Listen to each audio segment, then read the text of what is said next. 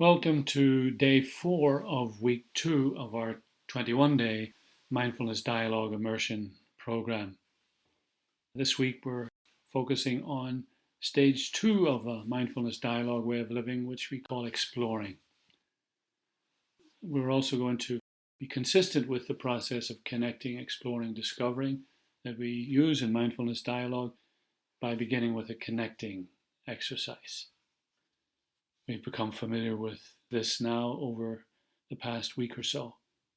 So find your normal, comfortable, but alert position.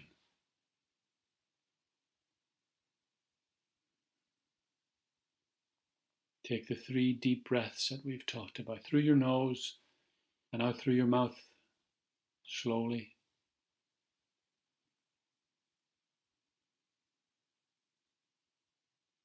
Breathe normally.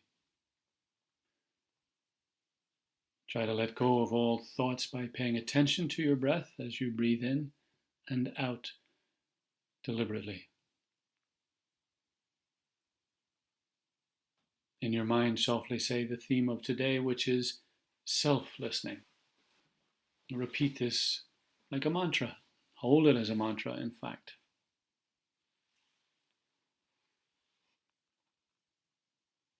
Now continue to deepen your connection to this moment, to this present moment. Give yourself permission to be here.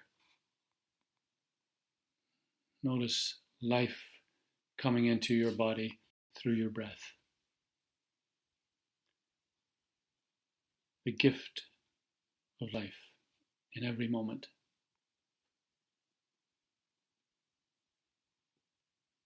When you find yourself distracted, simply return to your breath and the theme or mantra of today. Just hold that for a few more moments.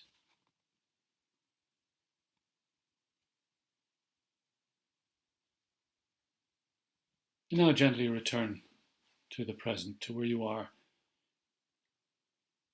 And when you're ready, open your eyes. And notice the connection, the presence that you have made even in these few moments. We don't usually think about listening in terms of ourselves, in the sense of what is going on in me as I engage with another, and yet clearly how I hear and the response that this elicits is central to the process of mutual understanding, which is the real goal and purpose of listening. In other words, who, where, and how we are determines what we hear, and how we understand what we hear, and how we then respond. Anais Nin, the French-Cuban poet of the last century, puts it very succinctly. We do not see things as they are, we see them as we are. We, all of us, live in what we might call a prison of perception. The internal process I described of experiencing anything, selecting data, adding meaning, and so on, keeps us imprisoned inside this prison that gives us the illusion of reality. It is this illusion of separation and control that is at the root of our challenging circumstances today. There is a tool called the ladder of inference that can help us escape from this prison by revealing what is going on in us as we interact with the world. Created by Chris Argyris many years ago as a tool in the field of organizational development, the ladder of inference, LOI, describes the internal process that we go through, usually without realizing it, to get from an experience to an interpretation to a decision and an action. Awareness like this of what is actually going on can certainly encourage us to at least pause before we respond, instead of simply reacting in a kind of knee-jerk way, which is what we usually do. So let me explain this ladder of inference and how it can help us in our interactions, in our mindfulness dialogue.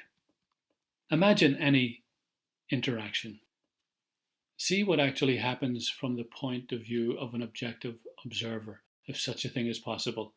See that as the ground on which the ladder stands, the actual event. The first rung on the ladder is the selection of data. which is when we perceive or notice some things but not others. This may be because of where we are physically positioned, but it is also because of the lens through which we encounter the world. My mostly inherited beliefs and assumptions about things.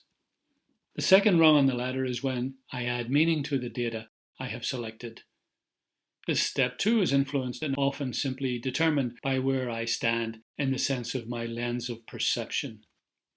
It should be added that this lens, these beliefs and assumptions, etc., is created by many things, from my DNA to my culture, and is shaped, influenced by many things, including my family, my education, my society, my personal experience, and even my moods in the moment. On the third rung of the ladder, I make inferences about the person or persons I'm encountering.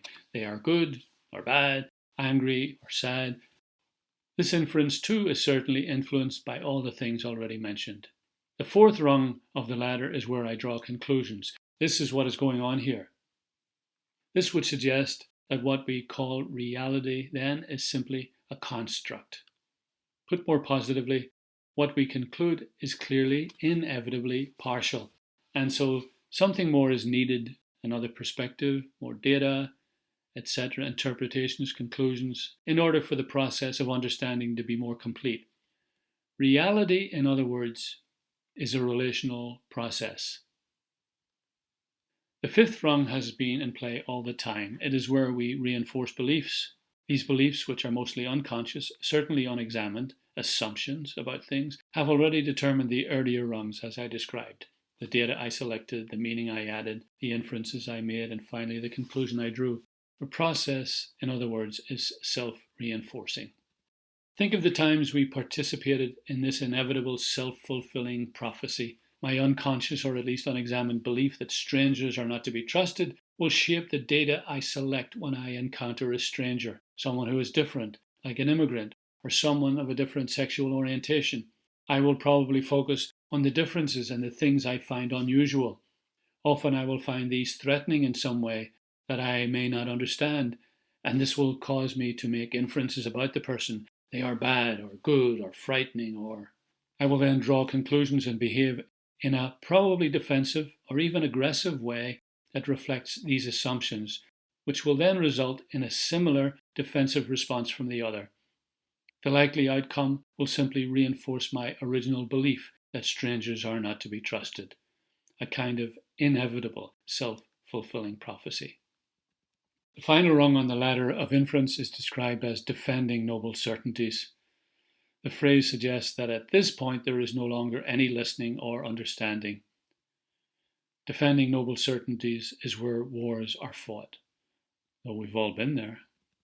The ladder of inference process describes my internal conversation, my own self-listening. It is in play all the time, and it happens almost instantaneously. In other words, I go up the ladder in a nanosecond, especially when I encounter something that challenges my assumptions, triggers me, in other words. Some would say that I live on the ladder.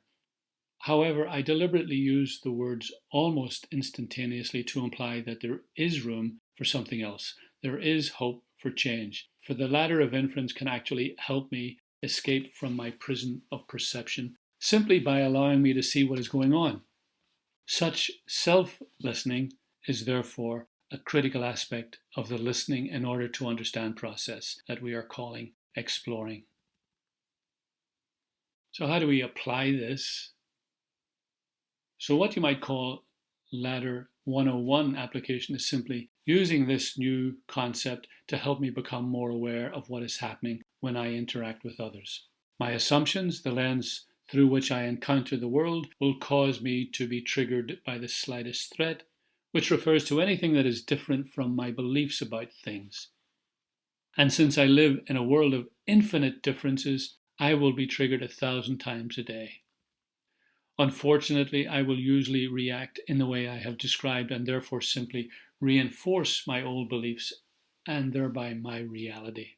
If I am to change, if anything is really to change, I will have to shift this process by making space for something else to happen. Simply acknowledging that I am up the ladder of inference can be a beginning. Doing so will allow me to pause and thereby make space for something else to happen. In Belfast, where I come from, we have a saying when someone is doing something silly, we say, catch yourself on. I began to realize that perhaps what it really meant was be aware that you're up the ladder. Catch yourself on the ladder, and then you'll see it a little differently, or you'll make space for something else to happen instead of the usual. That for me is the first gift of this tool. So let's finish with a short mindfulness moment to allow some of these things we've been exploring to settle. Again, take 3 deep breaths.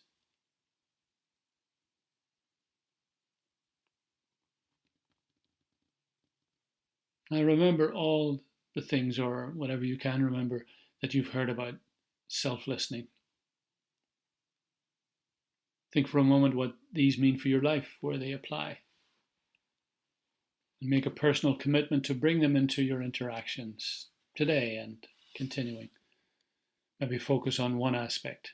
For example, simply taking a deep breath when you're triggered. Or reminding yourself when you're triggered that you're up the ladder. Catch yourself on. Then pay attention to what this small shift does for you. There's lots of other applications, but they're a beginning. When your mind softly say the theme of today, self-listening. And now gently return to this moment. Application 101 of the ladder of inference opens the door to new possibilities. Certainly it will provide thoughts for your short journal piece at the end of the day. And finally, a thought from William Stafford, who highlights just how challenging this aspect of listening is and how it takes honest intention along with skill to address it. He says, "And so I appeal to a voice, to something shadowy, a remote and important region in all who talk. Though we could fool each other, we should consider, lest the parade of our mutual life get lost in the dark." Though we could fool each other, we should consider, lest the parade of our mutual life get lost in the dark. This is the spirit of the ladder of inference. Human life might be defined in one way as learning to live with and work with differences, and thereby learn and grow. However, a more primitive instinct of survival impels us to defend our perceived identity. While this is also an important and sometimes essential aspect of living in the world, it is not the entirety of the human process. The latter also includes collaboration for growth. In other words, the impulse that we call the survival of the fittest is not the only or even the central aspect of the human or indeed any relational process. There is also symbiosis, which integrates the more primitive instinct into the higher stages of the evolutionary process. We might describe this as the survival of the ones who fit. So I hope you find the latter helpful. Go easy on yourself, for as I said, you will be triggered many, many times a day. Simply catch yourself on, however, is a critical first step towards new possibilities. Banacht, Aaron Law Shaw. Blessings on this day.